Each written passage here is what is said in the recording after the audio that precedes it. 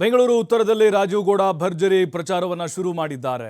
ಮಲ್ಲೇಶ್ವರಂ ವಿಧಾನಸಭಾ ಕ್ಷೇತ್ರದಲ್ಲಿ ಬೆಳಗ್ಗೆಯಿಂದಲೇ ಕ್ಯಾಂಪೇನ್ ಪ್ರಾರಂಭಿಸಿದ್ದಾರೆ ರಾಜೀವ್ ಗೌಡ ಅವರು. ಅದು ಕೂಡ ಅಷ್ಟೇ, ಬೆಂಗಳೂರು ಉತ್ತರ ಶೋಭಾ ಕರಂದ್ಲಾಜೆ ವರ್ಸಸ್ ರಾಜೀವ್ ಗೌಡ ಇಬ್ಬರ ನಡುವಿನ ಕಾದಾಟ.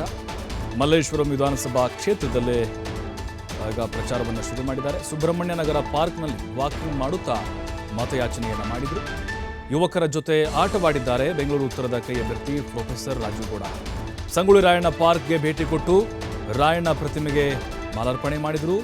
ಇನ್ನು ಪ್ರೊಫೆಸರ್ ರಾಜೀವ್ ಗೌಡರಿಗೆ ವಕ್ತಾರ ನಟರಾಜ್ ಗೌಡ, ಮಾಜಿ ಮೇಯರ್ ಹುಚ್ಚಪ್ಪ ಸಾಥ್ ಕೊಟ್ಟರು. ಭರ್ಜರಿ ಕ್ಯಾಂಪೇನ್, ಮತಗಜಗಳ ಕಾದಾಟ. ಈ ಬಾರಿ ಬೆಂಗಳೂರು ಉತ್ತರದಲ್ಲಿ ಪ್ರೊಫೆಸರ್ ರಾಜೀವ್ ಗೌಡ ಯೋಜನಾ ಆಯೋಗದ ಅಧ್ಯಕ್ಷರಾಗಿ ಕೆಲಸ ಮಾಡಿದಂಥವರು, ರಾಜ್ಯ ಯೋಜನಾ ಆಯೋಗದ್ದು ಸಾಕಷ್ಟು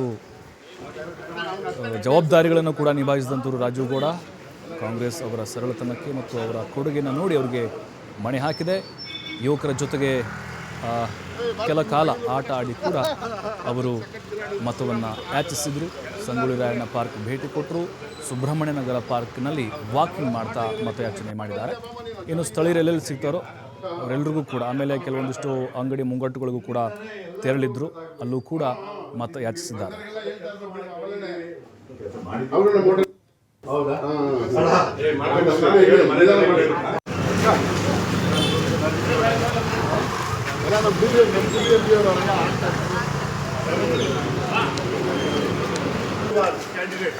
ರಾಜೀವ್ ಗೌಡ